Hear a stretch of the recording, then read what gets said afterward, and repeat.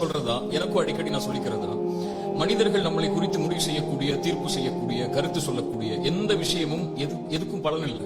நம் மனிதர்கள் செய்யக்கூடிய, சொல்லக்கூடிய விஷயத்தை கொண்டு மட்டும் நம்முடைய வாழ்க்கையை முடிவு செஞ்சு கொண்டே இருந்தோம்னா, அதை குறித்து மட்டுமே கவலை கொண்டு இருந்தோம்னா, நம்ம வாழ்க்கையை கடைசியில திரும்பி பார்த்தா நமக்கான வாழ்க்கைன்னு எதுவுமே இருக்காது.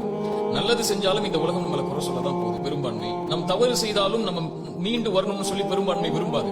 நம்மளை முடிவு செய்யக்கூடியவன் இறைவன் ஒருவன் தாங்கிற எண்ணத்தோட மட்டும் இந்த உலகத்தில் பயணித்தால் மட்டுமே வெற்றி கிடைக்கும், நிம்மதி கிடைக்கும். குர்ஆனுடைய இந்த வசனம் பொருத்தமா இருக்கும்.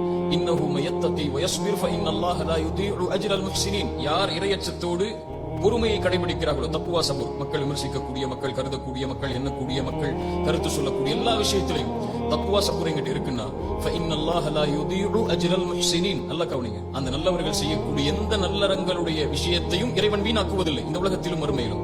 அவன் முடிவு செஞ்சு தீர்ப்பு கொடுக்க போறான் அந்த செயலுக்கு.